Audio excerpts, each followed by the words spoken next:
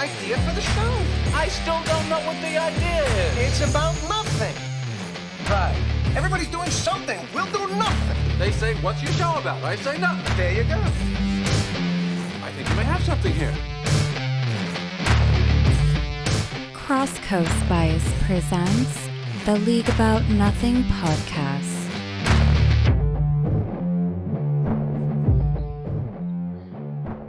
Welcome back. We have our Week 8 recap show.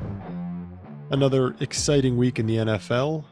Pretty tragic week across the league. A lot of injuries, a lot of big names going down. Before we get all into that, we have a trade that took place in the league early last week that we want to discuss.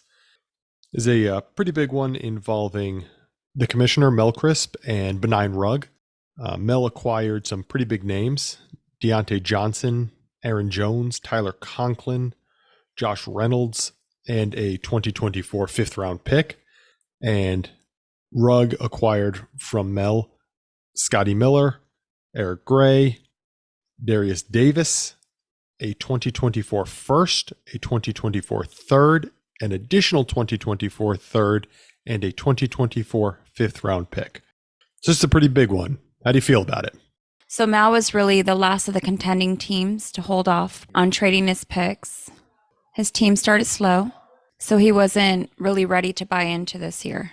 But it seems like he's finally changed his mind and has decided to truly compete.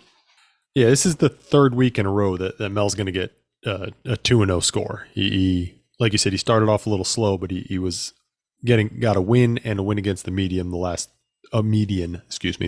3 weeks. So obviously his team's moving in the right direction, and he, I guess, felt it was the right time to cash in that first round pick. Jones and Deontay Johnson are a pretty good return. Obviously Conklin gives him a little bit of extra depth, but the rest is really window dressing for Jones and Deontay. And he really needed to buy before all of the selling teams ran out of pieces.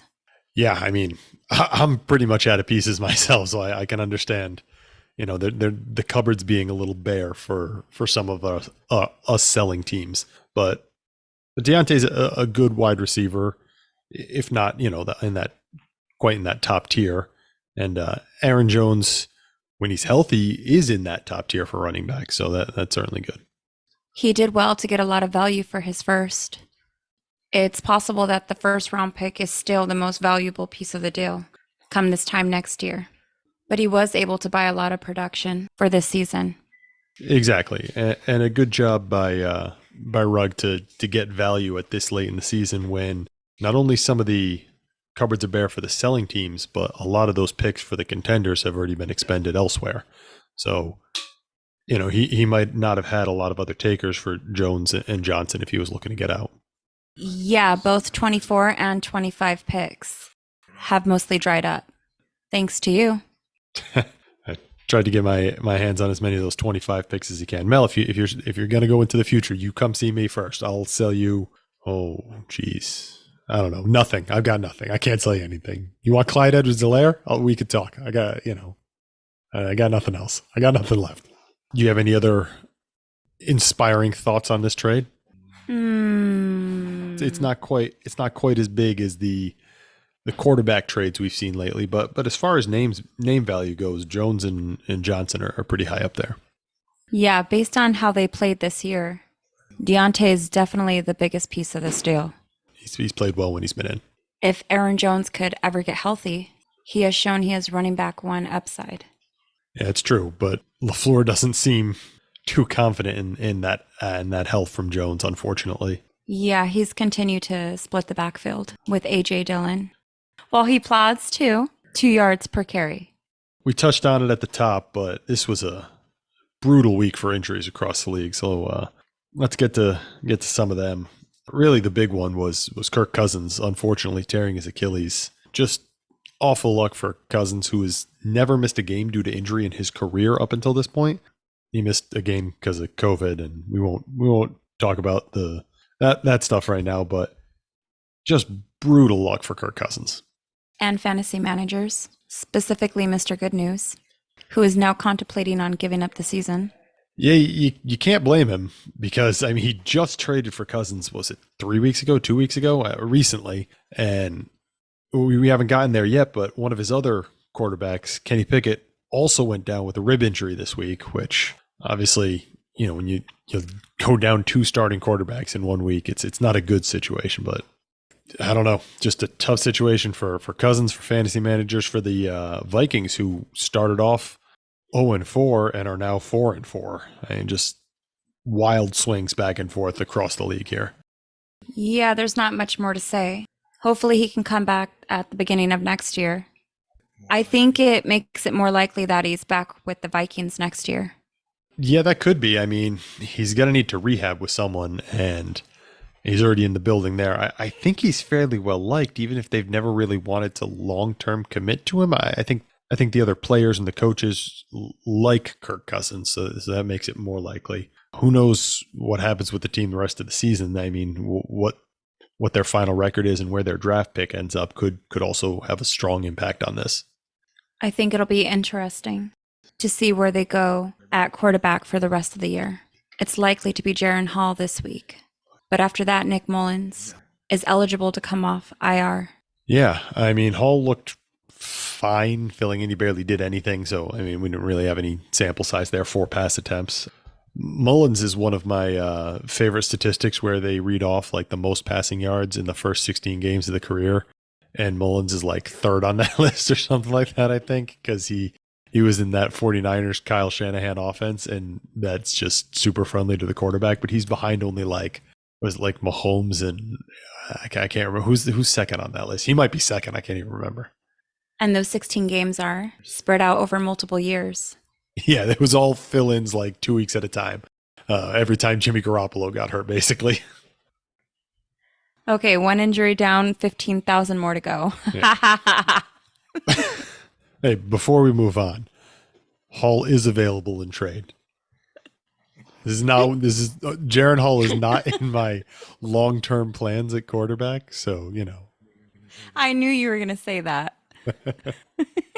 Listen, we have a I traded platform. him. We have a platform. I have to take advantage of it. If you want him back, the price is more than $1 now. As we mentioned a moment ago, the other quarterback on Mr. Good News' roster that got hurt was Kenny Pickett. Kenny Pickett went down with a rib injury. I don't think we really know the full severity of it yet. Unfortunately for Mr. Good News, that's 2 guys down in a week. He tried to come back during the game, but he just couldn't get loose. And since they play on a short week on Thursday, I think he's going to miss at least this game. Yeah, you have to assume so, especially with an injury to your ribs. Like, if it's on your core like that, and it affects the way you turn, and affects the way you breathe, affects everything, it's difficult to throw a ball. It hurts. I can tell you from experience.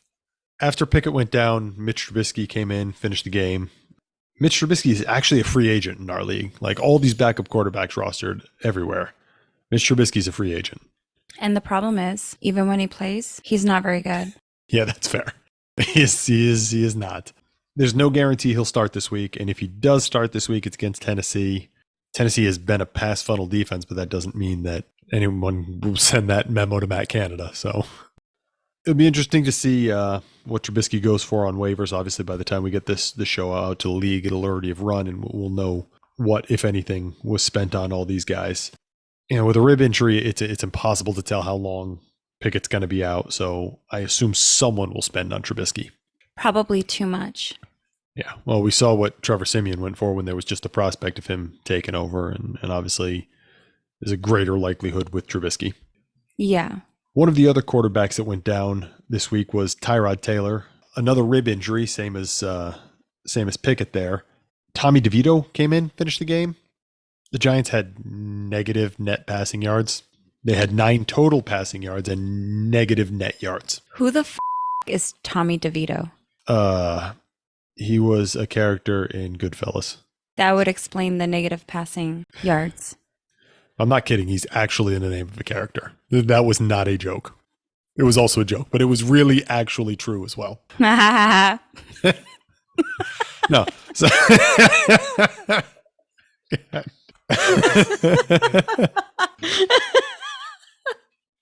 Anyway, so I'm like crying. so Tyrod Taylor, for the second time in I think 4 years, was sent to the hospital with a rib injury. At least this time he wasn't stabbed. It's the best I can say. At least this time it wasn't his own training staff. Yeah, just honestly, that guy he's so snake bitten at the quarterback. It's like every time he gets a chance, no matter what the team, it's just like, hey, here's a freak injury. Somebody else is coming in. Yeah, right when he had finally stabilized the offense. Yeah, they looked halfway decent the last couple weeks. And then, obviously they looked like even worse than they did previously once DeVito came in. But, he's a rookie undrafted free agent. What do you expect? He's no Tyson Bagent. That's true. That's true. But we saw that Bagent turned back into a pumpkin this week anyway. So I don't know if that's one to lament. Yeah, they saw Tommy DeVito play, and magically Daniel Jones was cleared for contact. Yeah. It seemed to kind of come out of nowhere, too, because, there were reports last week that, he might be done for the year. I saw a couple of guys speculating, is he going to be done for his career? Because, neck injuries are, a scary thing and all that. But you lose Taylor, and all of a sudden, he's magically healed. Right. I guess for JMC, it's basically a wash. If he's losing Taylor but getting Danny Dimes back, then it's fine. He doesn't have to go out and drop unknown amounts of fab on Tommy DeVito, which is something no one wants to do. Please don't. Please don't do that. Yeah. You can't tell me how to live my life. The negative points will actually help your team. That's true. I need negative points. And speaking of negative points, Brett Rippon came in and played some football this week, taking over for Matthew Stafford after he hurt his thumb. So Stafford obviously on Flea's team in our league. I guess it's a ligament damage for Stafford.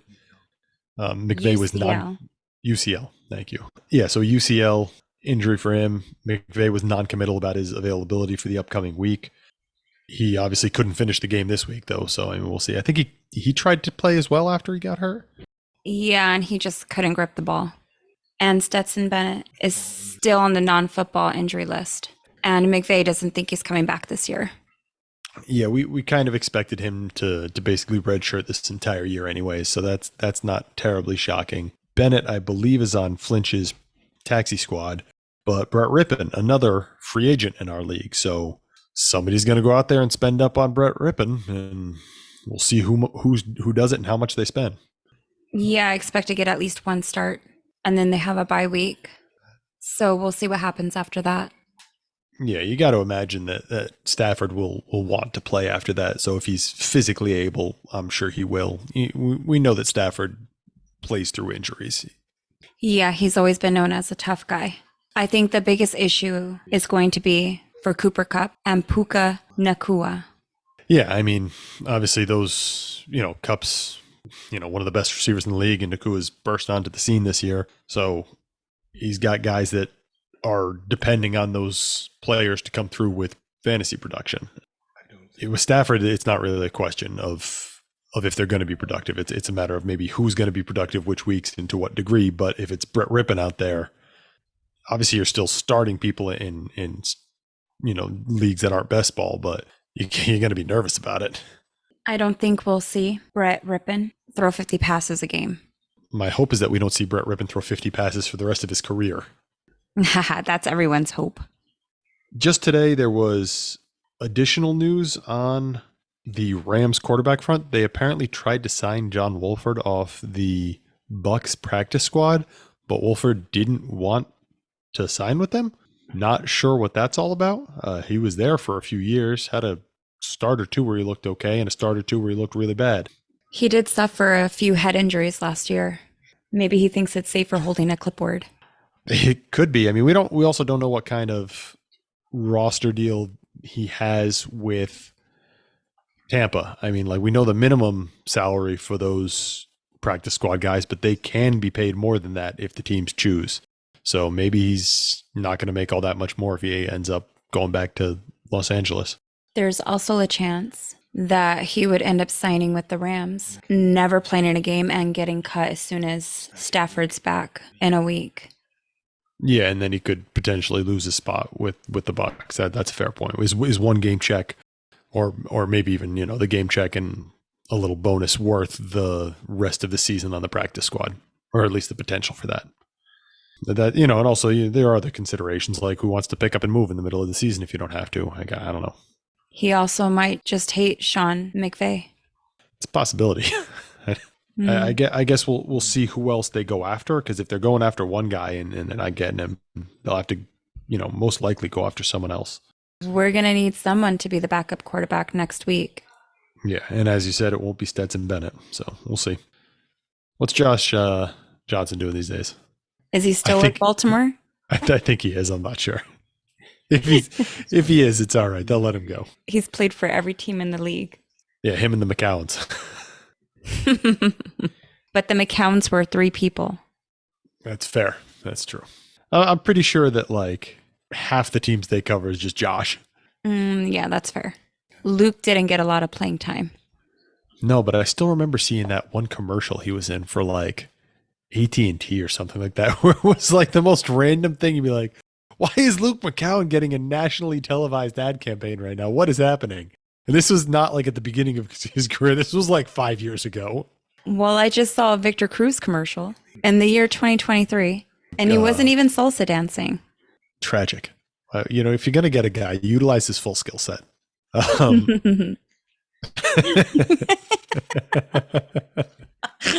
So the best part is I'm not 100%. Are you trying to imitate his laugh when you do that? Because it sounds like you're doing a good job imitating his laugh. The first time I heard it, I was like, I'm pretty sure she's doing a fake Ryan laugh. I'm trying so hard. It's coming through. It's funny. All right, so we have a bit of an odd situation in Atlanta where Desmond Ridder came out of the game to be evaluated for a concussion, but then didn't come back in, and Taylor Heineke played the rest of the game. I think Arthur Smith said it wasn't a benching, but if he was cleared from the concussion protocol, how else are we supposed to take this? A convenient excuse. Yeah, that sounds about right. I guess we'll see who they announce as the starter going forward, but Ritter's had his ups and downs. He's passed for decent yardage and moved the offense, but man, the turnovers have been just devastating. Yeah, he's been a turnover machine, and you can't live with that with the type of offense that Arthur Smith wants to run.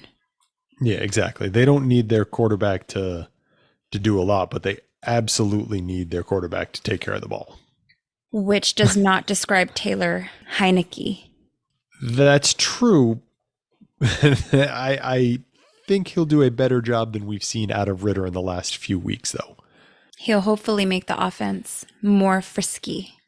Yeah, I think that's maybe not a certainty, but a high likelihood of happening. He's got obviously some issues, and that's why he's a backup. But he's a little bit frisky out there, and he'll make stuff happen. Might not all be good stuff, but things will happen. Things will happen.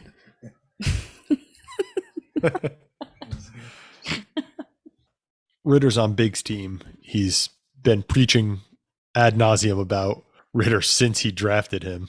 So we'll see how Big's ego takes this one. But the good news for me is that I traded for Taylor Heineke. The good news for Big is that he's got Will Levis on his taxi. Yeah, I'm pretty sure he won't be on the taxi for much longer if he's putting up games like that. 4 touchdowns in his debut. I guess just chuck it. Hopkins is down there somewhere. Yeah, seemed to work this week. It's amazing what happens when you give your best receivers a chance. Are we still talking about Arthur Smith? Yeah, this can be a blanket statement for many teams. Not shocking to know that Smith came from Tennessee, and both Tennessee and Atlanta seem averse to actually throwing the ball and running a modern offense.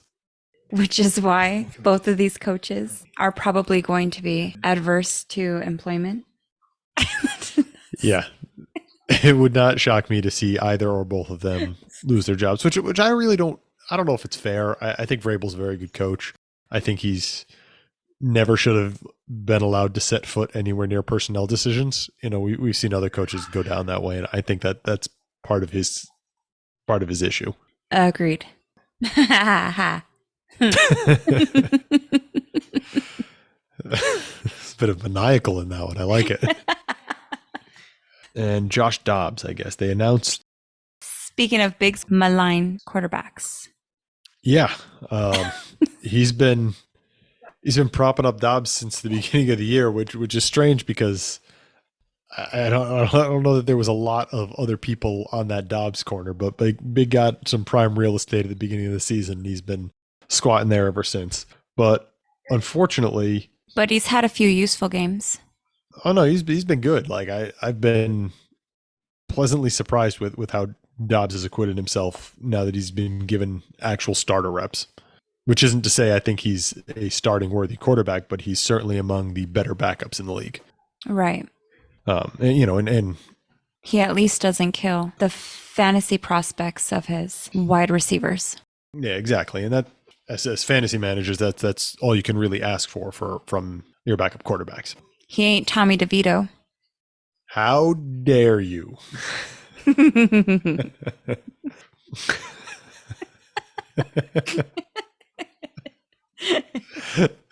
The good news for Big, though, he should have Kyler Murray back here very shortly. So what you're saying is you don't think the Clayton Tune era will be long-lived? Well, for however long it lasts, I'm sure we'll enjoy it. I am not sure that's an accurate statement. I do not think that's true. We'll see. We'll see. Someone's going to enjoy it. I'm not sure if it's going to be anyone other than Cleveland Browns fans, but, someone will. PJ Walker versus Clayton Tune. Can we get that in prime time? Someone put in a call to Roger, see what we can make happen.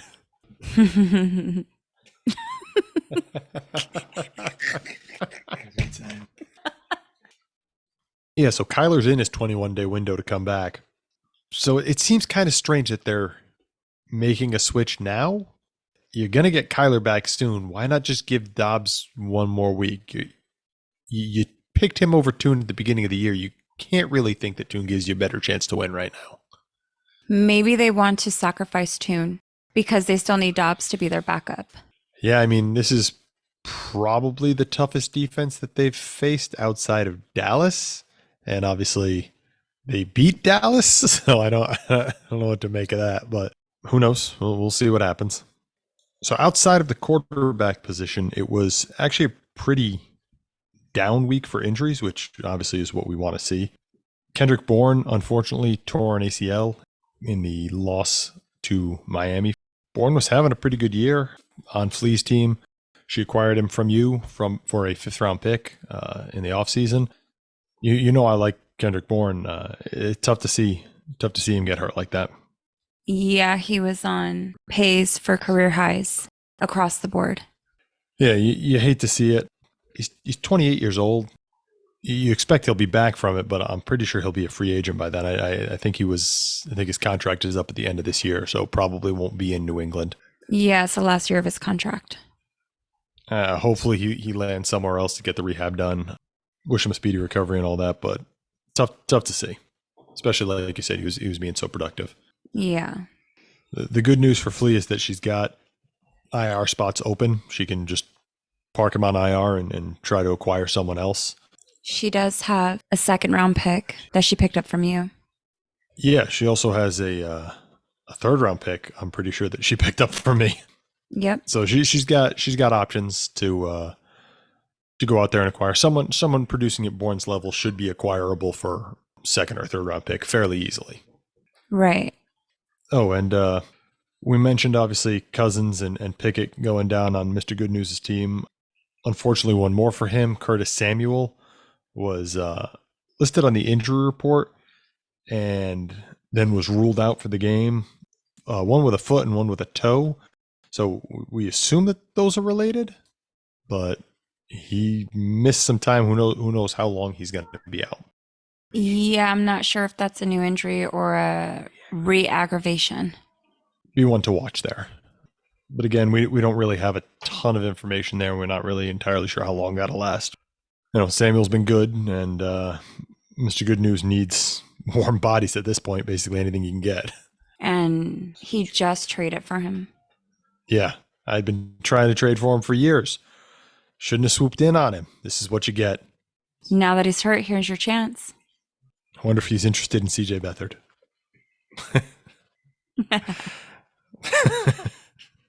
So we're going to do things a little bit differently this week. Unfortunately, my co-host lost his voice, and also it's Halloween, and things are a little bit busy this particular week. So I'm going to go solo on a couple sections here.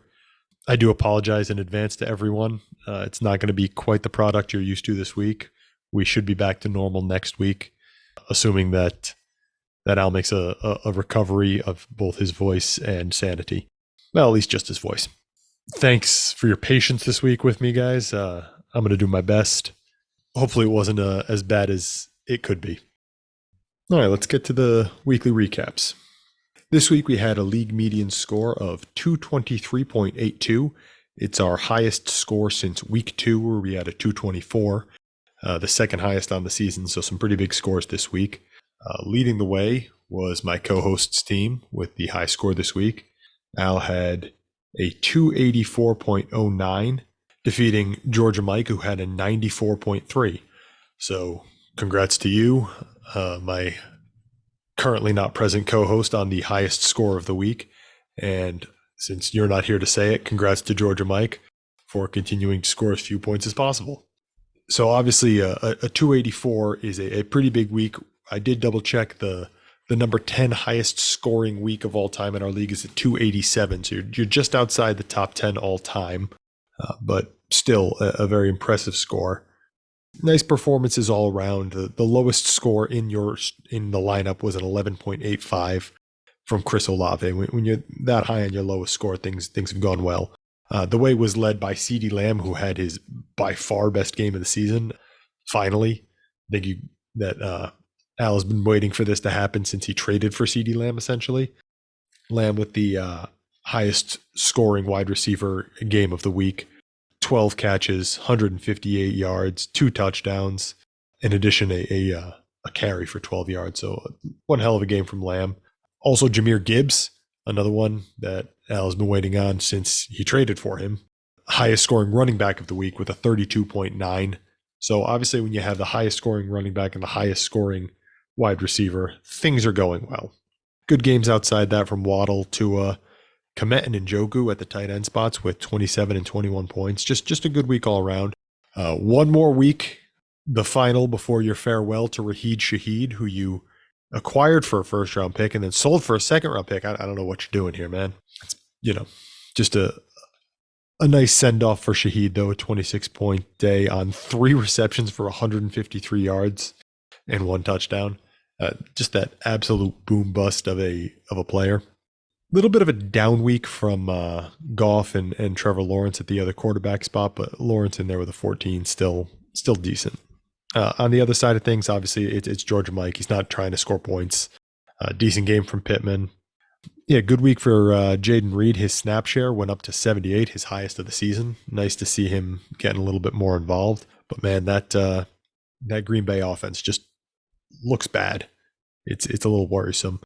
Quentin Johnson also with his best game of the year, 13.25 points, 5 for 50, 4 first downs. It's good to see him get somewhat involved.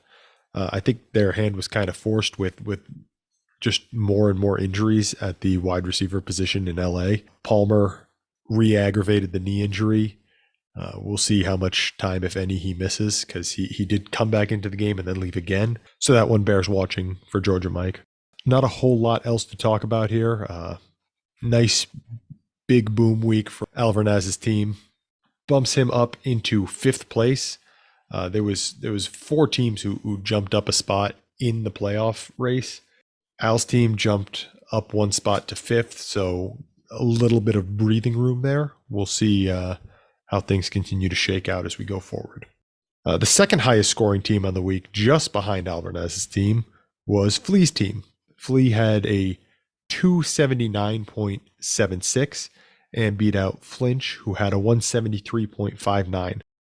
Really, this week it was Al and Flea head and shoulders above everyone else. Flea's team, again, really good games from Dak Prescott, DeAndre Hopkins seeing immediate returns on that recent trade with me.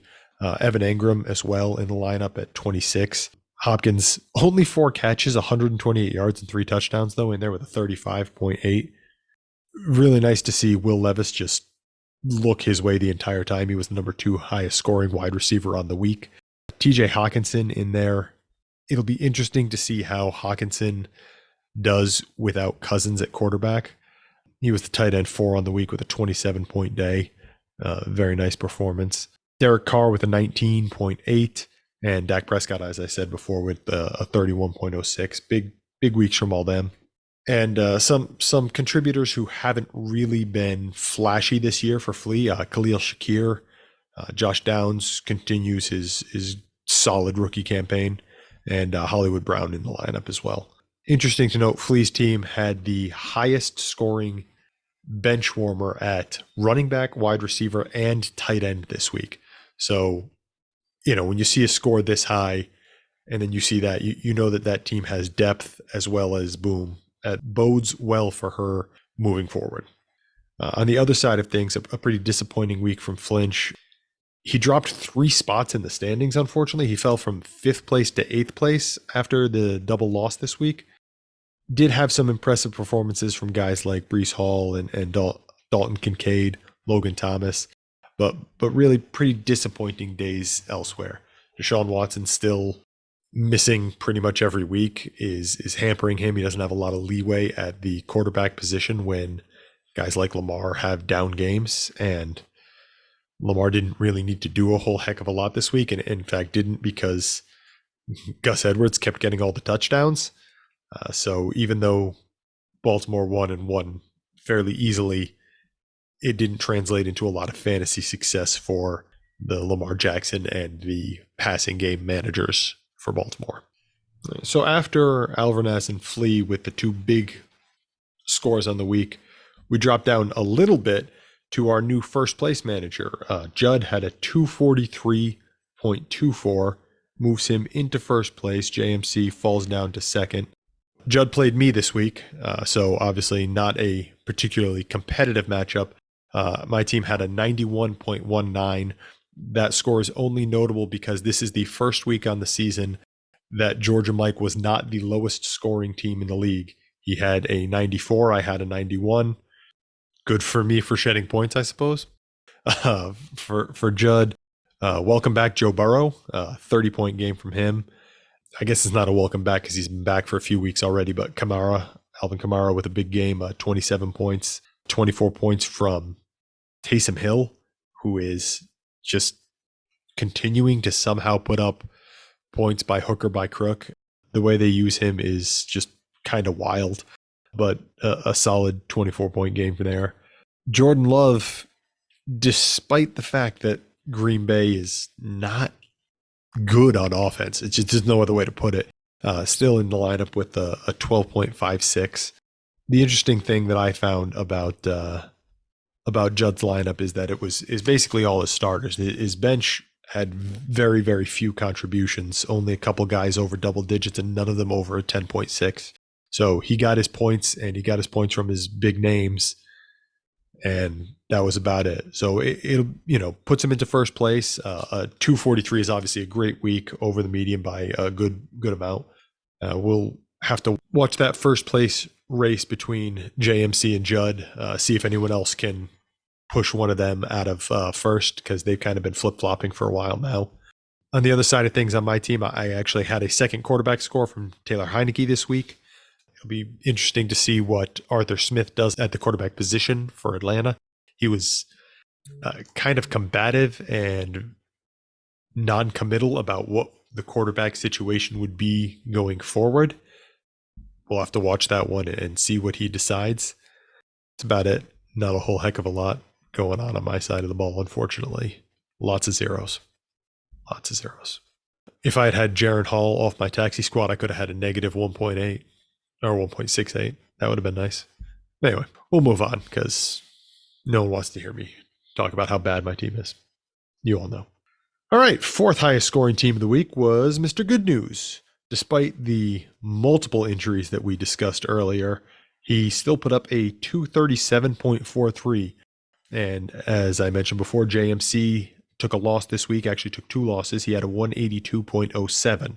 So a double win for Mr. Good News and Little Jerry Seinfeld, and a double loss for JMC, who still has not gotten back to us on that Seinfeld team name. I'm disappointed. I thought we had something special after that interview. But anyway, Mr. Good News with a nice week, as we mentioned, from Gus Edwards, who had the 3 rushing touchdowns, 19 carries, 80 yards, 3 touchdowns. Heck of a day, 29 points. Austin Eckler, Gabe Davis, Justin Herbert, all over 25 points. Solid week from Stephon Diggs, over 20 points. A little disappointing at the tight end position, but Higbee and Durham Smythe fill in at least enough to get you over that median. Kirk Cousins on his way out the door with a 21-point game. We will miss you, Mr. Cousins. On the other side of things for JMC, Brock Purdy had a rough game.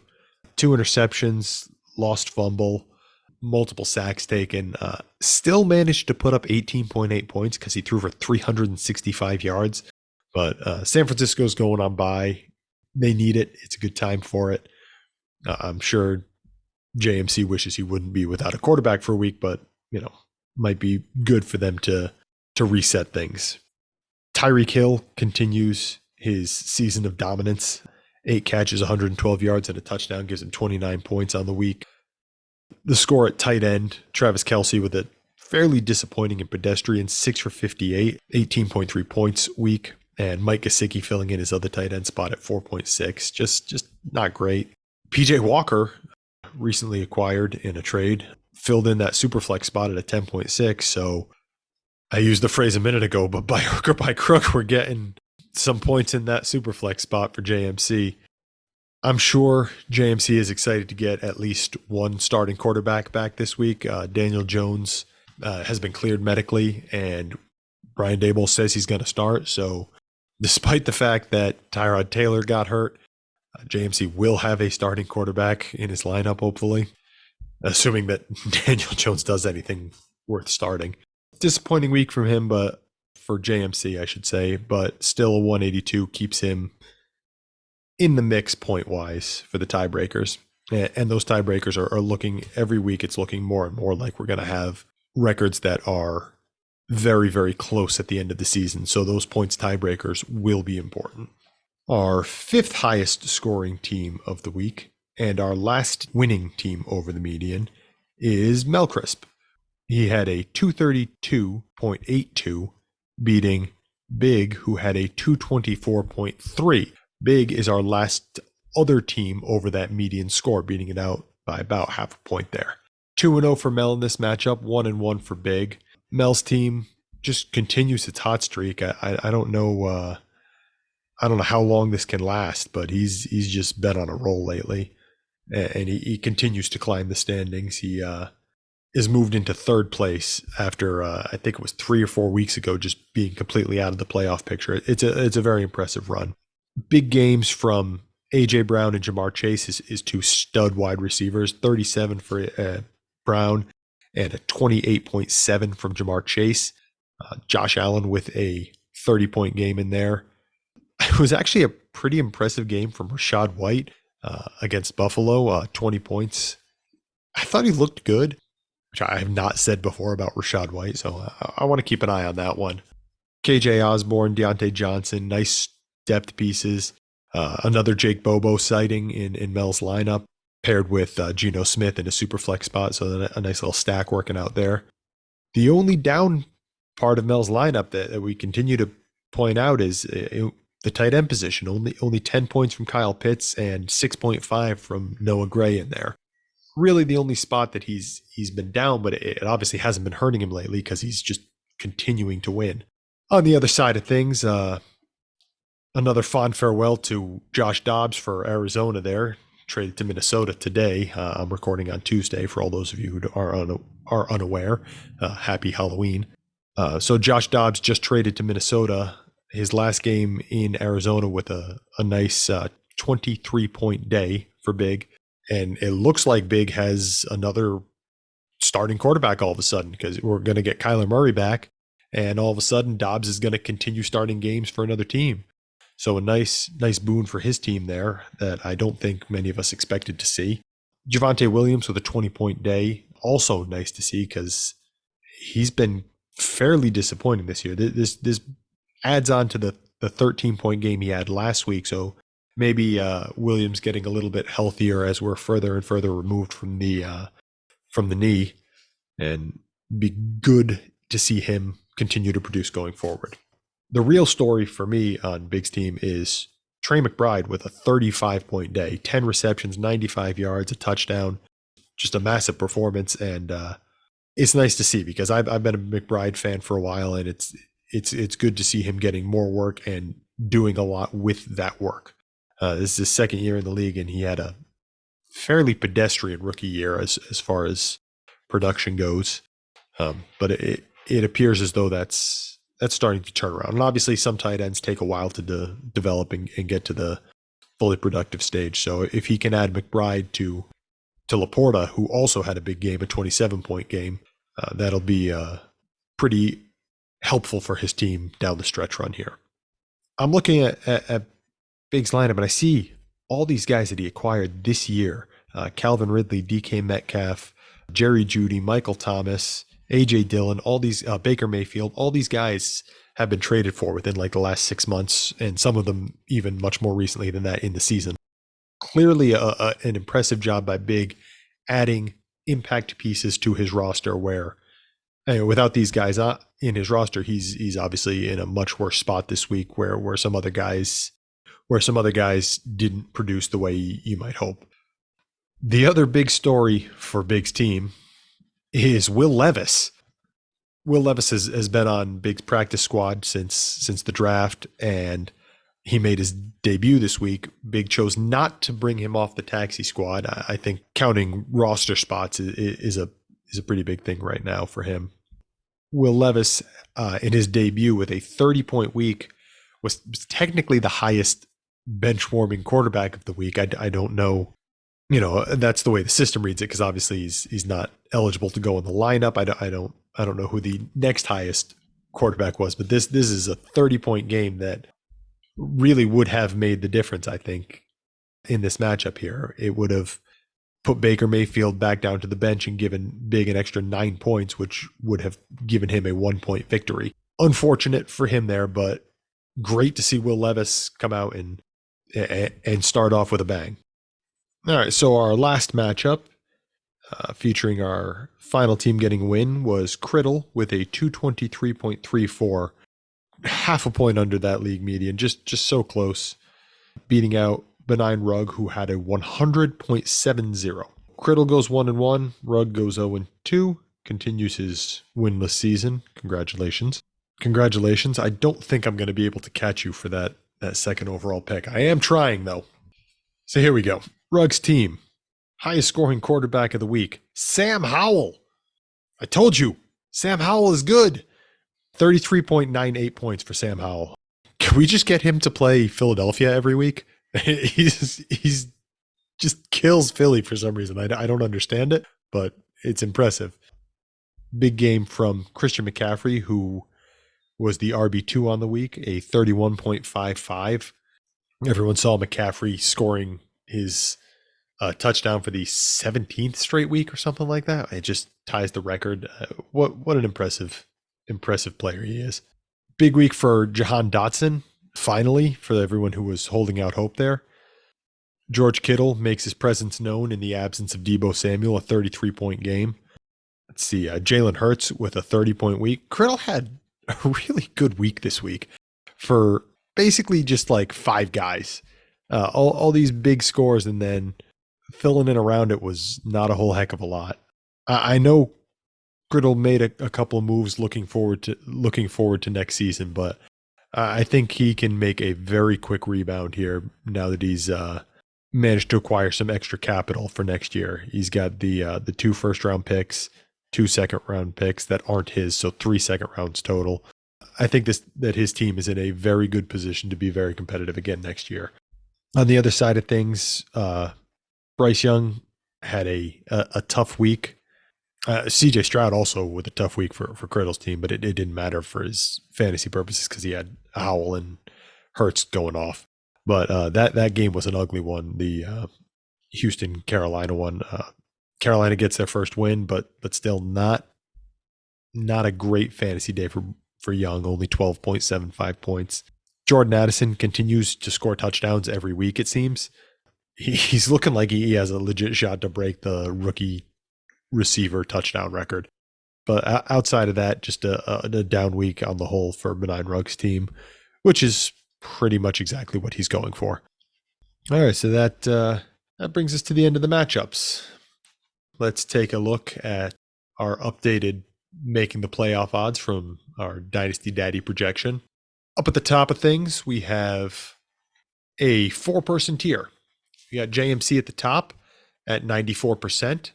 Mel moves into the second spot at 91%. Judd, despite being first place after this week, is at 86%, and Flea is also at 86%. So those four are their own tier. And obviously, 86% and above is extremely likely to make the playoffs at this point. We're starting to see some more clumping together at the top end, similar to how we've seen the middle tier clump together in terms of current record over the course of the season. After that tier of 4, there's 4 more teams with a good percentage chance to make the playoffs. It's Mr. Good News at 71%, Alvarez at 64%, Big at 63%, and I'm including Flinch in this, even though the site lists him at a 46%.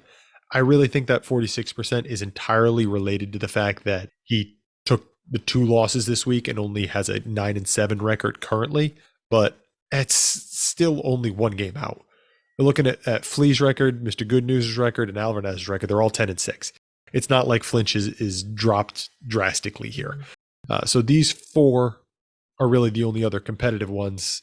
At the bottom, it's Criddle, myself, Benign Rug, and GeorgiaMike, all less than 1% chance we're out of it. Criddle is the only one with even a snowball's chance in hell, and he's mostly looking towards the future as well. So unless he does something wild and buys back in, which obviously he's not planning on, we don't really need to discuss the 4 of us. Every week it seems like we jump from, every other week rather, I should say, it seems like we jump from, oh man, these 3 teams are a lock. It's a 98% chance, a 91% or 97% chance to, well, it's pretty likely at 85. And I'm not sure why we are having such drastic swings. Maybe it's because of the second game against the median causes, when you get 2 wins and somebody gets 2 losses, it causes much more movement than 1 win, 1 loss would.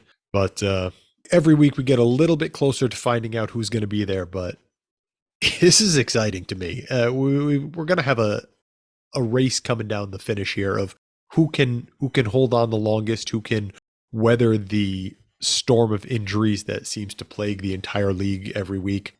Obviously, a lot of attrition this week for a couple of our managers, specifically Mr. Good News, but we'll see how it plays out going forward. It's anyone's game still. It's anyone's playoff spot still. Even the guys who, even like Flinch, who's listed at that 46% chance, I don't think that's entirely indicative of his true chances to make the playoffs. We mentioned it before with Mel, before he went on this win streak. It was showing him at like 25% chance. I don't know exactly how these are calculated by Dynasty Daddy, and again, they do a good job on the site, but I'm not fully trusting of these percentages. It's fascinating to watch and fascinating to see how it evolves. Something that my co-host has mentioned quite a bit in the past that we haven't seen, that I think we're starting to see now, is more consolidation of points in these top teams. We're seeing some bigger scores every week from these top performers. We've seen it all season long. Everyone spending the 24 picks, spending the 25 picks, looking towards the production now and selling the future down the river. And it's really starting to translate into some pretty big scores for a lot of these contending teams.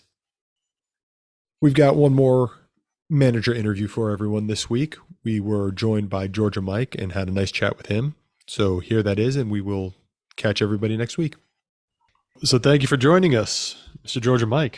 Yeah, absolutely. Thanks for having me. So do we call you Mike or Georgia Mike? What do you want to be? What do you want to prefer? Whatever you want. GeorgiaMike was a nickname that I got. Me and another buddy was also Michael, but he was from New Jersey. So I ended up getting tagged with GeorgiaMike, and he was Jersey Mike. I just kind of kept with that. So I just ended up using it for some of my fantasy leagues. But now you can just Mike, Michael, whatever you want to call me. We've heard of worse nicknames, so Significantly so. you could have been Jersey Mike. That would have been worse.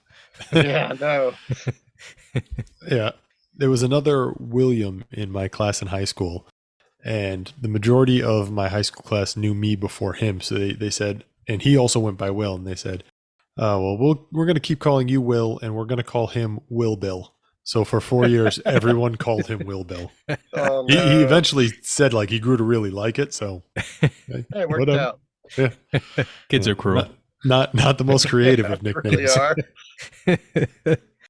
I see it's the Falcons flag up there behind you. I like that. Yeah, have that up there. I thought about putting my Dirty Birds one up there. Just to remind, was it Biggs, who is the Big Biscuits, who's the Cardinals fan? Yeah. I've heard some of those fans been trying to use Dirty Birds, but meant to put the Falcons one up there. We're the original Dirty Birds. Can't take that.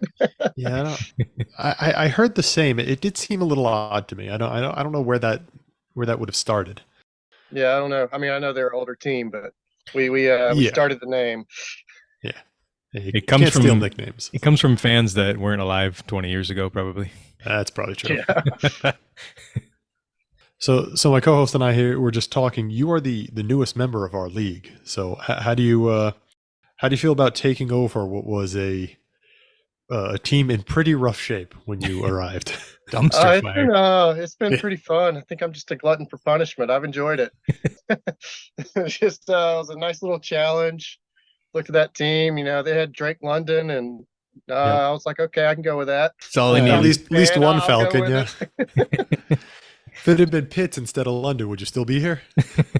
I still like Pitts. There's some hope there. We'll see if after this year, if we still have Arthur Smith, maybe somebody who will use Pitts and London to their potential. Yeah, we've talked about it on some of the recap shows. Those guys are definitely going to outlast Arthur Smith, so there will be hope eventually. Yeah, or as some other places, people talk about Pitts will be great at his next team. So we'll see. I think I said that on one of the shows too. Maybe that was you. I've definitely heard it somewhere. Yeah, I like Pitts. I think he's got the talent. I mean, you saw it in his rookie year. Yeah, It's just in the way he's being absolutely. used now. He's a unicorn. I mean, so you look at the tight ends that are coming out now that are a force, Kincaid and Laporta. Yeah. And these guys are not 6'6", 260. These are smaller guys that are basically big receivers. Pitts is actually tight end size, but he runs like a receiver. They just don't make tight ends like that anymore. He's such a nightmare. And he's just catching a lot of deep balls, and he's just great out there. Yeah, when they get an actual current day offensive scheme with with maybe a quarterback upgrade, I think you'll see Pitts get unlocked. We could use one of those. He's getting nothing but prayer yards right now. So you're in Georgia and an Atlanta fan, which I got asked then. Are you also a Georgia Bulldogs fan? I am. I went to Georgia, so absolutely. Nice. And since we're already asking about tight ends here, how do you feel about Bowers next year? I don't think y'all need to worry about him. He just had tightrope surgery. I don't know if he's going to recover. Yeah. So just put him to the side. Maybe go after some other tight ends. You have all the picks in the first round. So it doesn't matter. I was gonna You say, can you get anybody got you that want. 101 right there. Yeah, but this league and its tight ends, I'm a little worried. Yeah, I need to get some more first rounders. I mean, there's a good chance that he goes pretty high. And again, he's one of these new age kind of smaller tight ends. But it really doesn't matter. Man, yeah, what he can do is just amazing. He's just awesome watching him play. It's kind of upsetting as a Georgia fan that he's going to be out for a bit of the season, but hopefully, if we're still hanging in there towards the end, if he can make it back. Well, I'm assuming great. if he had the tightrope surgery, usually you only get that when you're trying to come back as quickly as possible, right? Yeah. I mean, he's expected to come back at the end, so You'd think if he was moving on to the next level, he would have just shut it down completely. Yeah. It might be the smart thing to do is to shut it down, but I mean, Well, obviously he's got to okay. make his own decisions. Yeah, but Mhm. you don't understand. This guy wants to play. Yes. Like, Yeah, he really does. he reminds me a lot of, speaking of undersized, tenacious tight ends, he reminds me a lot of George Kittle. He's I was Mhm. watching, I was a little behind on a couple of the games. I was watching the Auburn game, which I didn't get to watch. So I was watching that replay, and I was just thinking the same thing, just Mhm. watching him. Like, man, he kind of plays like Kittle out there. yeah, Just he's brutal. Like, I mean, he can block, he can do everything. So that's what gets me is the blocking, because he's undersized, but he doesn't Mhm. block like Kincaid pretends like he's blocking. Yeah. He legit gives good effort, good positioning, and he can block. I think he's going to be fine at the next level blocking wise, even being a smaller tight end. He Mhm. that's why he reminds me of Kittle, really. I mean, you say smaller. What's he, 6'4", 250 or something like that? No, was he? he's probably closer to 230, maybe 240. All right then. But yeah, that's about the size that Kittle was when he came out. Yeah. Georgia Bulldogs fan, Atlanta Hawks fan, or Atlanta Falcons fan. Excuse me. Are you a Yeah. Hawks fan as well? I'm not really. I don't really follow basketball, but fair. yeah, I'd root for the Hawks. I'd Oh, root there you for any of the Atlanta teams. Any Atlanta teams? All right. It's too bad you guys don't have the hockey team anymore. I know. Yeah, Left up to Winnipeg. Thrashers. That was fun when we Wait, had it. Atlanta Short had a little hockey bit. team?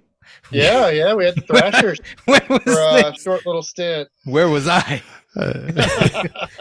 Pretty sure that was when you were in Rhode Island. Next thing you're gonna tell me like Phoenix has a hockey team. Come on. Oh man, they still can't fill that arena to save their lives. We'll cross Bowers off the prospect list. Just ignore him for everyone. Make a note for everyone in the don't worry league. about him. So we only have a couple of questions, but I want to make sure we get them before we forget. How long have you been playing fantasy? Fantasy football or any fantasy sport? I started with fantasy football. I was a pretty casual player at first. I'd say maybe 2017. So I'm a little newer. I think a lot newer than a lot of the people in this league. Started with some of my school buddies. Well, after school, I don't think they ever convinced me to do it while I was in school with them. But Yeah. later on, I was like, sure, I'll do it. And I got serious. And then there was one year I didn't even participate in the draft and ended up winning that year. I just got hooked and I actually started paying Nice. attention. Wait, how did you manage the, that? the old auto draft? I think that was 2018, maybe. After that, I started. I was hooked at that point, and so Getting a win will do I that got to my you. first dynasty league. I think 2019, and You then move quick. 2020, of course. That's when everything just went downhill. And started joining some more with after the pandemic, and Stuck not a at lot home to and do. picked up all the leagues. That was a big spike yeah. in dynasty leagues around that time. That's when a lot of people started to get in, or if they were already in, started getting a lot of leagues. Yeah. You went from not playing at all to winning a league that you somehow auto drafted to into dynasty all within a 2-year span. Yeah. I just go all in when I like something, I think. That's pretty impressive. Accelerated curve. Took me like 20 years to get into dynasty. So Yeah, I think it was just the whole with the redraft, not, I kind of liked my team and I was like, man, I wish I could just keep these players. Yeah. I was like, wait, there's this thing called Dynasty out there? Let me Where I try get that to out. keep the players. Yeah. and I'm over here playing dynasty like it's redraft. I trade everyone on my team. There's no one. You don't keep any players. I just play like redraft anyway. I think what a new team every year. If you went from not playing dynasty at all to playing dynasty that quick, how many leagues total are you in between dynasty, redraft, everything? I think I'm in 12 right now. Just one redraft league going. The rest would be Dynasty. Like 3 IDP leagues. I guess 4 best ball leagues at this point. I joined 4 best ball leagues this year. 3 of them are Mel's. And then the rest are traditional offense only Dynasty. Nice. How do you like the IDP ones? I like them. I definitely don't keep up with them as much, and there's not as much trading going on in those. I think it's just some of those are a bunch of other degenerates that are in too many leagues. So they can't keep up with them as much either. But I'd say the waivers are pretty active, mostly on the defense side. People get their offense players, kind of stick with them, but defense you can kind of pop in and out. except for linebackers, edge rushers. Those are hot commodities. Yeah, the big With names. the scoring they do. Those leagues are pretty cool. One of them, actually, two of them are kind of this concept. One is college themed. So we had a start. I think I got like 4th or 5th spot. I was pretty happy with. So I ended up picking Georgia. So you get 2 players. Started off picking, I think, 4 players who were already in the NFL from that school. And then every year you get 1 rookie from your school. That's pretty cool. And then in that league also I got Michigan. I don't really keep up with Michigan, but they produce some players here and there. Yeah, they produce a lot of NFL draft picks at least. It's a good school to have. But Georgia and then, in an other IDP one is, league.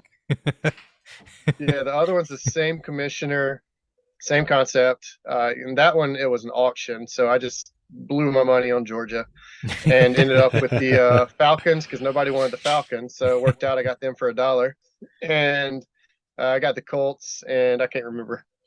Iowa State. So I got Brees Hall, Lazard, David Montgomery, who's actually been pretty good this year on that. So over that's the a cool concept. Trade. Sorry. Yeah, that's a neat concept. Yeah, I've never heard of a league that one's like been pretty that. fun. I've enjoyed those. Getting to keep up with the players and having 2 of them with Georgia. I've kind of bounced back and forth. Maybe pick one person, pick another person. Yeah. Like Jalen Carter this year, Darnell Washington should have just done Jalen Carter for both. Right. I mean, Washington's young. The position takes time. Yeah, but I kind of knew going in he's really a blocker. So yeah. I mean he's pretty good with the ball in his hands, but his skill set's blocking. I think I predicted the Mercedes Lewis career arc for him. Yep. Yeah. Well, that's pretty cool. I like the college inclusion into fantasy there. I've not seen that before. You mentioned theme, and obviously our league we have the Seinfeld theme. Yeah. How'd you land on H&H Bagels for your name? Yeah, I've always liked Kramer. That's that episode. I have not seen all the episodes, but I've definitely watched some here and there. I am a fan of it. Obviously a casual fan if I've not seen them all. Yeah. Hey, there's a lot of episodes. But that's one of the episodes that I really yeah. like. It's just funny to me. But Kramer is always cracking me up. He's one of my favorite characters in that show. So just the wild antics and everything about him. I saw there was an opportunity to get a Kramer one there, and that was stuck in my head. It was easy. Nice. I like it. Kramer's obviously like one of the most iconic characters anyways. Yeah. So you said you're in a couple other of Mel's leagues. It was him that invited you in, right? That's correct. Yeah. I tried to join, saw another league of his, tried to join it, got on the wait list to join that one. Wait list? Yeah, he's popular. So I did not get in his other league, and then he invited me to League About Nothing. But this one's been a great one. Lucked out with getting that spot. Oh, we're glad you're here and able to take over. It is the most active league. It's something that I am just actively tanking in. And I check it more than anything. I have nothing to do. No lineup to set. Nothing else like that. But well, you know what? League every day. But those type of rosters, that's the ones where you have to do the most work, right? Because you're constantly grinding, trying to roll over the bottom of your roster and find anything that you can turn into value. I mean, when you have a good team, you just kind of set it and forget it. There's not a whole lot of maintenance during the season, maybe in the off season, but the rebuilding teams, that's all. They're all in season work. You're trying to get whatever value, scrape whatever you can get out of them. So that makes sense. Yeah, that's true. Although I've found some good bottom dwellers for my roster to just keep down there scoring no points. Yeah, so it's been working out pretty good. That also helps too. I tried really hard this week. Last week to get your to ruin your perfect record of winless. You really did. You got close. Streak. You got close. I didn't appreciate that. It's fine because he's never going to catch you in points. So. No, I just wanted him to have one win. That's all. I can't shed enough points with Mahomes on the roster. So yeah, between you bottom 4 teams, there's going to be some epic matchups in the second half of the season. We haven't, other than you and me, we haven't played. I don't think I've played Benign Rug yet. No, because you're both winless at this point. One of you is going to have to get a win. I know that's not. I don't know if I like that. I don't think he can catch you for the total points I don't, is title the right word? What's, the bottoming out. Hey, you do win a prize. The 101 is going to be coveted this year. So It's true. That's true. Like you said, being at the bottom allows you to do such wonderful things like trade Tyrod Taylor for a 5th-round pick, or acquire Leonard Fournette for 4 fab. These wonderful trades that you've been involved in lately. I was disappointed Fournette. The call ended up not going through. I know he looked like he was going to Come on. sign. He looked like he was going to sign too. Yeah. Give it a couple weeks. Somebody else will get hurt, and I he'll know. show back up. He'll be there for the playoffs. But that's the thing with that type of roster. You have that flexibility. You can, in a best ball, normally you don't want a bunch of zeros on your bench, but you could take all the backups you want and just wait for players to get hurt and then to come into value and then flip them. Yeah, I was actually worried about DJ Dallas this yesterday. I saw Thought you he was going to dropped him. be one of my top scorers. I should have just kept him on my bench. Got me some negative points. Yeah, he had negative points. I saw you drop him. I was like, I oh, was headed DJ out of the Dallas. house. I didn't have time to try to, flip him for a 5th rounder to anyone. I was going to send out a bunch of offers. I was like, no, I'm just dropping them. I got Nwangu on my my IR. I'm going to keep him, and let's just drop DJ over here. I got to be honest though, we don't know a ton about you. Can you tell us a little bit about yourself personally? Like, obviously we're not looking for your life story and any uncomfortable details, but give us a background. I guess outside of fantasy, I'm an attorney by trade. I work at in-house at a engineering firm, so I just review contracts all day. So can be I find it interesting, but most people would just claw their eyeballs out. But Seems excessive. hang out. Got a wife and a daughter, so that's my life outside of that. And then Awesome. in my free time, volunteer dive at the Georgia Aquarium. I've been doing that for about 5 years, so that's a fun hobby I've been keeping up. That sounds pretty cool. That's kind of my life outside of this. Just Wait, so what do you those things? What do you do for the aquarium? I dive there. So just clean exhibits, Oh, that's awesome. minor maintenance. The staff does anything serious, so we're mostly in there cleaning and stuff. The volunteers. Oh, that's cool though. I've maintained aquariums forever. I used to work at an aquarium when I was younger.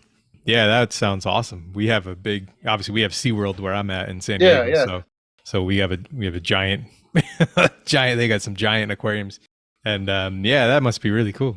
Just for me, because I'm like a fish nerd, so nobody else is gonna care. So I'm probably gonna have to cut all this from the interview, but that's fine. I can talk about it all day. It's a ton of fun. Go there about once a week or so. Dive in various exhibits. The volunteers really get to dive in the majority of the exhibits in there.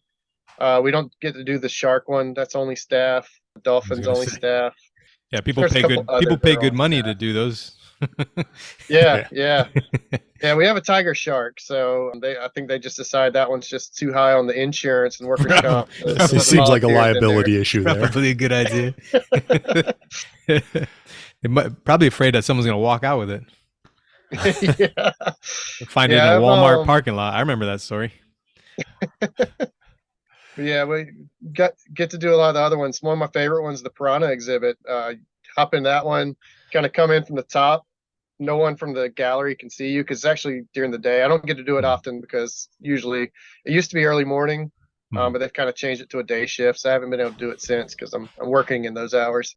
Busy clawing out your eyes. But it would be right around opening time. Kids would be there, and you kind of hop in from the top. And all of a sudden, you just float down, and you see these kids with their eyeballs as big as saucers. Like, oh my god, this guy's about to get eaten! Somebody's in there with the piranhas. That's pretty cool. The place where I used to work, they sold piranhas. One of the few states in the country that there's not very many places where you can actually keep them as pets. There's only a handful of states, and so one of the places I worked in Rhode Island had them. Oh, okay. Yeah. Was there a lot of demand for that? Rhode Island For piranhas? Yeah, of course. Piranhas are awesome. Who wouldn't want piranhas as a pet? I would not want a piranha as a pet. I can say that definitively. They make good pets. They're very loyal. What could you keep with them? Food. Yeah, that works. Hey, here's some leftovers. Yeah. That's about the only thing that they can share an aquarium with. Food. Whatever you want to feed them. Okay. So how long have you been? You might have said how long have you been doing the aquarium cleaning stuff? Just over 5 years. Yeah, Nice. just over 5 years. Started in 2018. That's pretty awesome. And did you do that through the pandemic and stuff? Were you like able to? Yeah, we had, it was pretty strict procedures of how we were doing Yeah. things. You have to watch out with some of the mammals. Some of those mammals are able to actually contract coronavirus. So there's a lot of different strict procedures, especially with cleaning the equipment and everything like that. But it's nice that things are back to normal. Just a lot easier doing that job. Yeah. Not having to have one person in the So many restrictions. dive locker showering. Everybody's having to wait and get out, and it's taking forever to get everything ready. But yeah, I was able to do that through the pandemic. There's a small period where it was a delay, but other than that, it got back up running, and it's good to go. So it was a nice activity to have during the pandemic, along with fantasy football and ever growing leagues. Hey, you're only at 12. I've had to call. You're in the low amount for the people that we've talked to so far. Yeah, I've reached, decided that's about the max of where I can be. Is just around this number. I don't want to get any higher than that. Yeah, it's important to know where you start to like lose track of things, or things start slipping. Yeah, my main thing was, but if work gets busy or something like that, I start having trouble setting lineups. There are definitely a couple leagues where lost a week or two right at the playoff time that would have been important, but forgot to change a couple people out of some lineups last year. So I was like, all right, we got to work on that. Yeah, you just need to join more best balls, then you're good. Like that's what I did. Get rid of these lineups. I had to go that route. Get rid of these lineup leagues.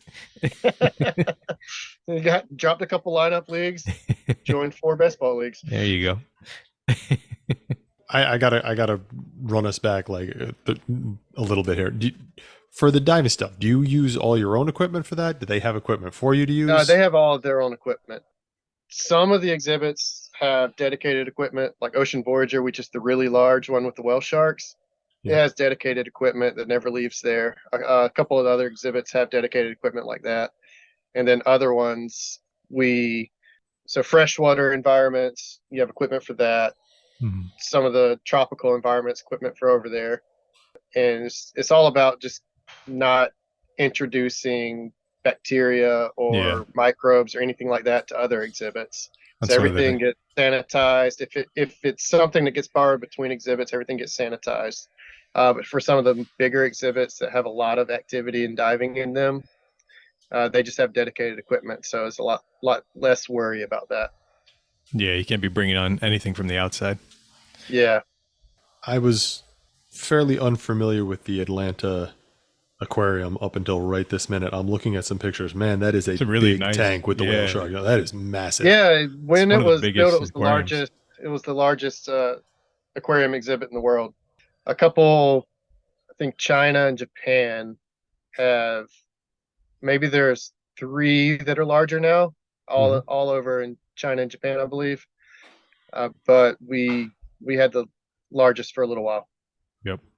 It says it was. I'm just reading off the Wikipedia. It says it was the largest aquarium in the world from its opening in 2005 until 2012, when it was surpassed by the SEA Aquarium in Singapore and the Qinglong Ocean Kingdom in China. Don't fault my pronunciation there if it's awful. I'm sorry. But apparently it's the 4th largest in the world and still the largest in the United States. That's pretty cool. Yep. Yeah, it's really cool. You hop in the Ocean Voyager exhibit and it just feels like you're out in the ocean. There's certain parts of it that you don't see any walls or anything. It's just water. And the water's so clear that you just see forever. That's awesome. So it's pretty impressive. It's really cool to be in there, be a part of that. Do you dive recreationally as well, like outside of that? I do. I used to do a lot more recreational diving, but with a 3-year-old daughter, that kind of slows some of that. But I get a lot we understand. Yeah. My wife and I, we used to dive together and go on vacations and stuff and do that. She's the one who actually convinced me to try out diving. We went to law school together at UGA, and she convinced me to get the certification. I wasn't so sure about it. I was like, I don't know, diving, maybe I'll go try it. I'll go try it with you. Yeah. It was the girlfriend. I didn't want to not impress her. And so I ended up just falling in love with it. So it's been great. So I've been diving about 12 years now. I think that was around 2011 when we got certified. Got certified through UGA, little PE class. It was a great way to do that, and Nice. been diving since then. I have a couple friends who dive. I've never tried it myself. I think I want to give it a go at some point, but I've never gotten around to it. Yeah, you should give it a shot. Start in your Yeah. batthb. Start in your bathtub. There you go. How There you how go. big do you think my bathtub is? Big enough to stick your head in, I'm sure. That's fair. We had Criddle on a few weeks back, and he came in with his hot take on candy bars and wanted to Oh, stir man. up controversy. So we got to ask, do you have any hot takes that you want to get out? That's my newest question that we're asking everyone now. I don't know if I have any hot takes to get out.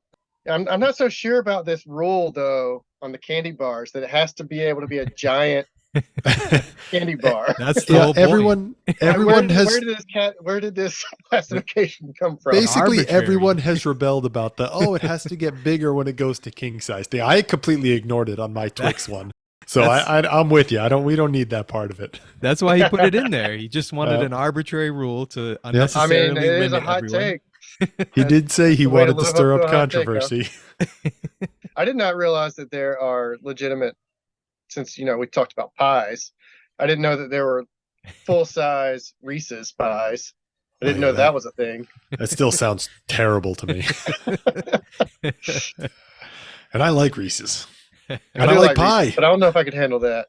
No, I don't know. I am 100% sure I could not. You don't want a diabetes pie? Although we said it sounds like a Pennsylvania thing. I got to be honest. That also sounds like it could be a Georgia thing. There's plenty of diabetes down here. I've seen people from Georgia too. You and your sweet tea? Yeah, I don't really drink a lot of sweet tea, but that's definitely the thing down here. Gotta have the sweet tea. I mean, what's this tea without sugar? Come on, that's not tea. I mean, I drink my tea with sugar, but I don't drink it cold. I drink hot tea. Yeah, I pretty much just drink hot tea, depending on the tea. I'm a honey person for something like that, or every now and then, maybe a Earl Grey. I'm a fan of that, or English breakfast, something along those lines. But No, I just don't really drink. I don't know why I'm going against the mold, but I'm not really a sweet tea drinker. I'll share something that's probably not surprising at this point. I've never had tea. tea at all? Like I've no never- tea. Never. What am I, never had British? tea. Oh man, I don't think. Oh my gosh.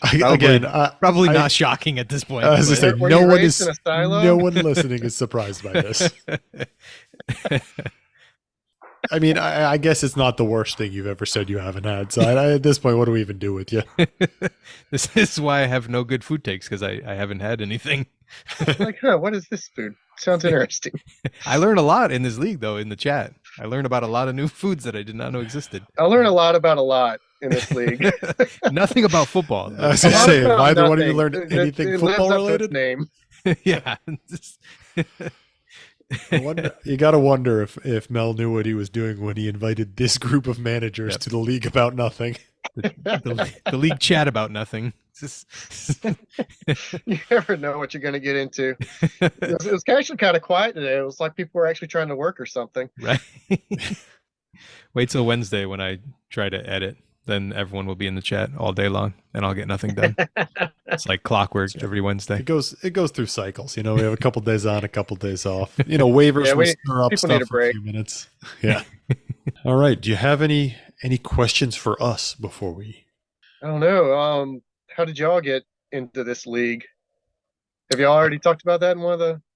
We may have. If we haven't, we'll include it in this one. But Ryan and I co-manage a team in another league that Mel is also in. He's now the commissioner. When that league started, he was not. The commissioner there let things slip a little bit, and Mel offered to step up and fill that void. So he's now the commissioner there. It was a hostile takeover. It kind of was. That was kind of we backed him in his coup attempt. Let's put it that way. It was necessary.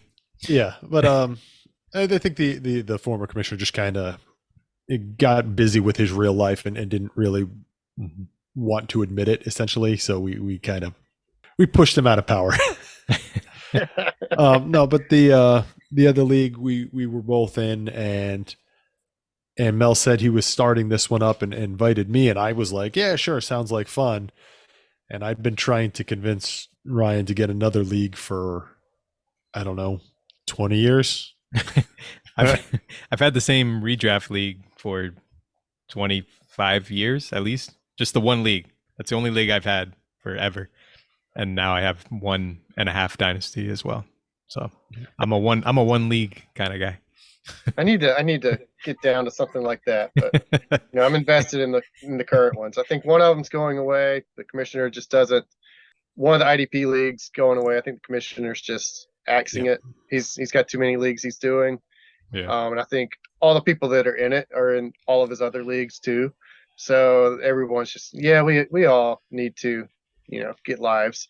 So I have a couple that are gonna get axed next year. So I'll probably be down to 10. We'll see where the other leagues survive. I like all the leagues I'm in currently. So if they survive, I'll keep with them. But I don't think I'm adding anything else.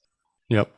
I grew up in South Georgia, so maybe an hour and a half from Tallahassee. And way back, Yingling was not licensed in Georgia, so you couldn't buy Yingling in Georgia. But you can get it in Florida. We would just go back and get cases of it.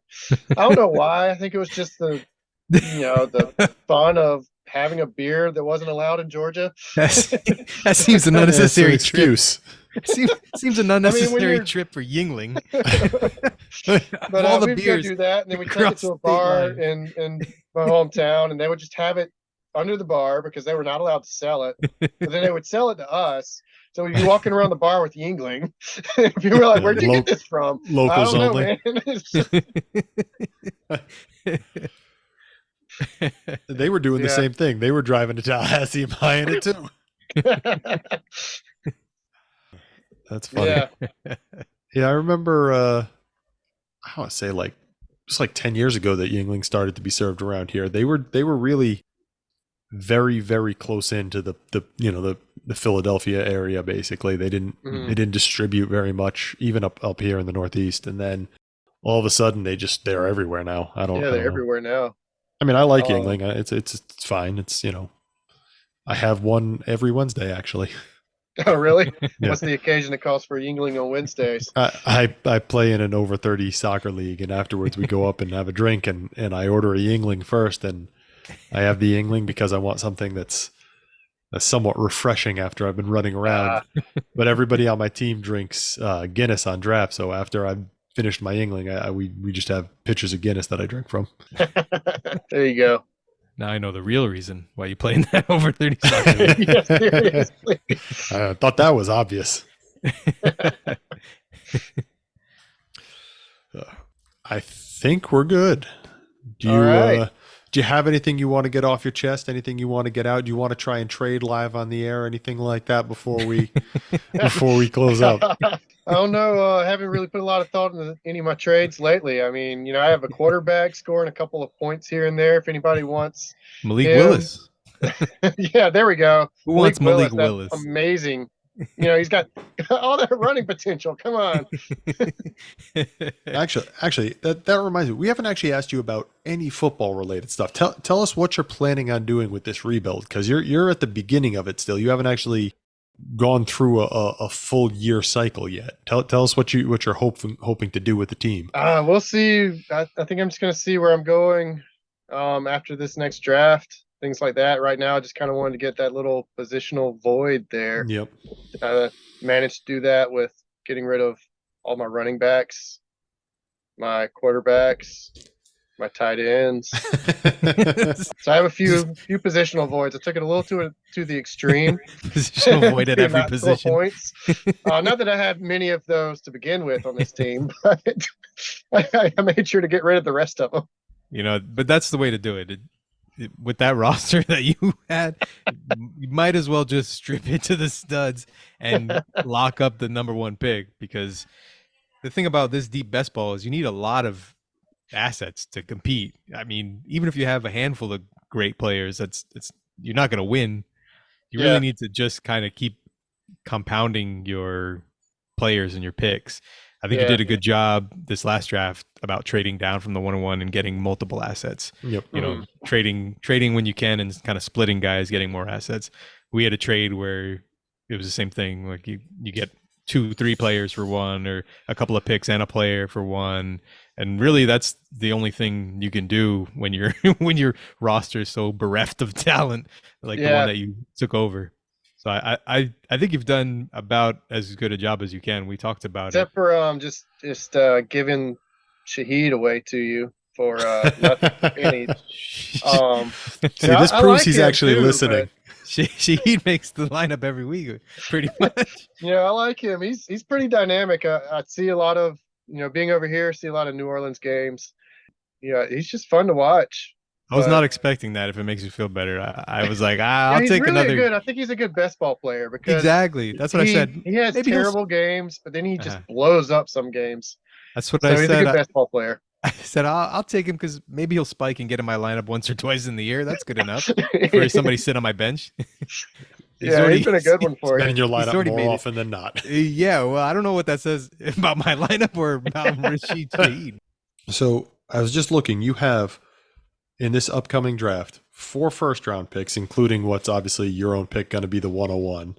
Yeah. 2 second-round picks, 2 thirds, your 4th, and 2 fifth-round picks.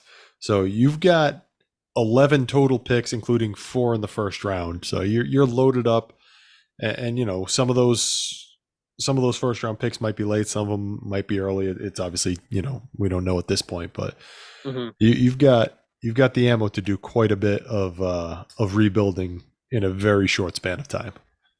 Yeah. We'll see where it goes with that. I haven't been keeping up with a ton of college this year, so I need to catch up on some of that. Yep. And we'll see how it goes. Probably have to get some trading going during that season. I don't know how many points I want to score next year either. So Yep. with all these picks, I might score too many points. I don't think I'm in a position to want to score points next year yet. But we'll see where it goes. Yeah, we'll see what happens come draft time. I'm sure there'll be people without 24 first that will be trying to buy in. So you might be able to push some of those to next year, plus get players back, things like that. It's usually the smart way to go in this type of format. Yeah, what are your thoughts? What are your guys' thoughts about 24 draft coming up? I'm gonna let him answer that one first. He's the draft guy. It's going to be a good year if you need quarterbacks and receivers. Yeah, it's going to be a bad year if you need running backs. Yeah, all the guys that look like all the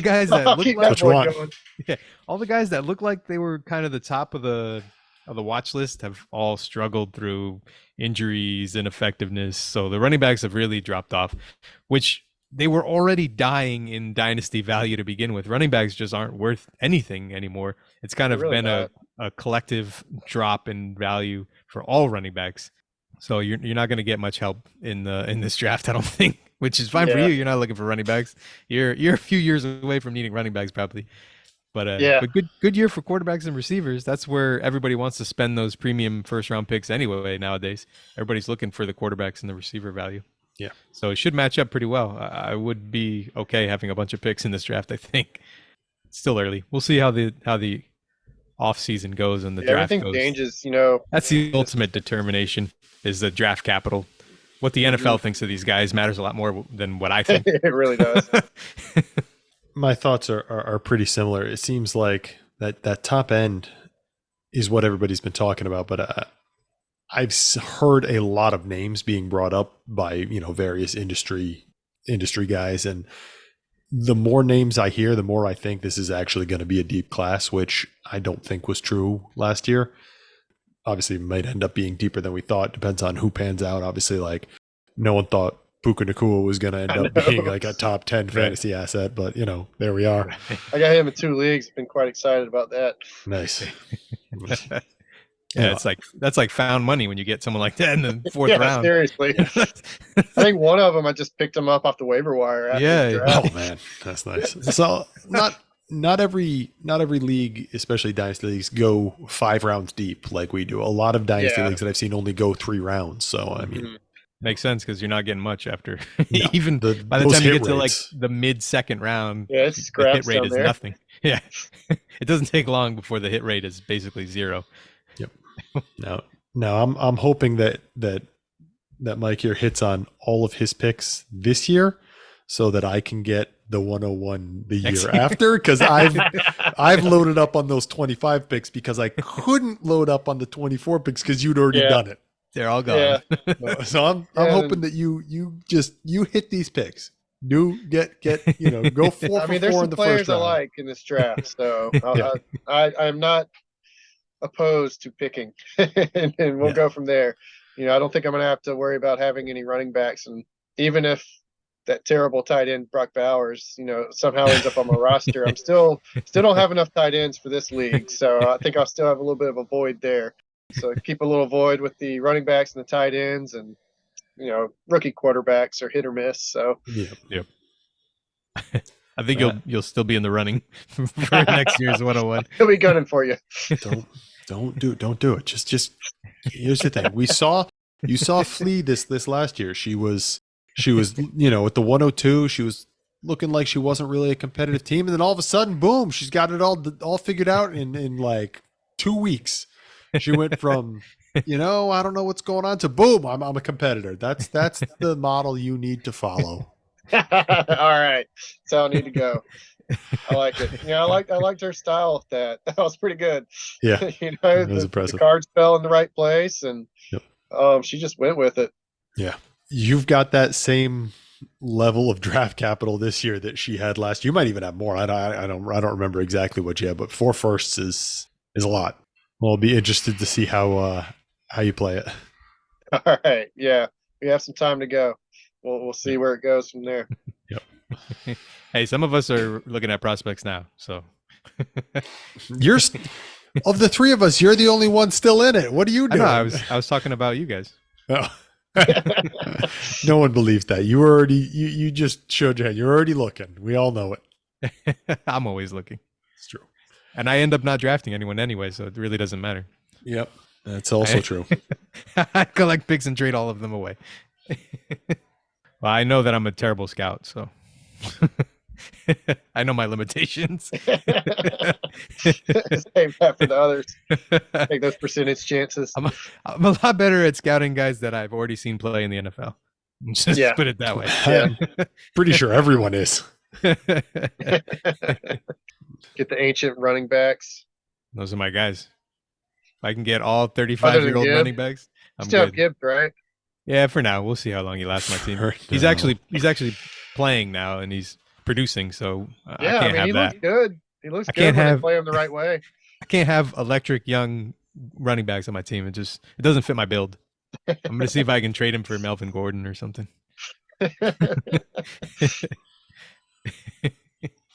This is a great conversation. We learned some interesting stuff today. It was nice getting a chance to chat with you. Yeah, it's nice meeting you guys. Appreciate you making time for us, though. Yeah, absolutely. I know Thanks for having me on. everyone will be happy to hear from you. I know they want to hear from everybody in the league, especially you, because the rest of us have been here mostly since the start. Yeah. It's like, who is this guy that decided to join these degenerates? Well, I'll be honest. I didn't think anyone was going to take over that team, so I'm glad it was you, because you've done what you need to do. Not everyone has the abilities to. Not everyone will actually go there and tear it down and then rebuild. Yeah, I've enjoyed the process on this one, so we'll see where it goes. There's something freeing about not worrying about if you win or lose every week, right? Basically, it was just, I was just, I'm keeping Drake London on this team. Don't care about the rest. We'll go from there. We'll figure out the rest as you go. That's the way you got to run Drake these London in teams. any other league. So I was like, all right, well, here's my chance. There you go. We'll just figure out this team from there. The very first message you and I exchanged after you joined the league, I said, "Welcome to the league. brave of you to take over rebuild like that. And your response was, thanks. For some reason, I enjoy those terrible teams. I guess I hate myself. So you knew right from the start what you were getting into. Hey, he is a lawyer, so This is fair. The team probably doesn't want to make him claw his eyes out like the contracts might to some people, though. Thank you again. All right, sounds good. See you guys. See you later. Thanks. See you later.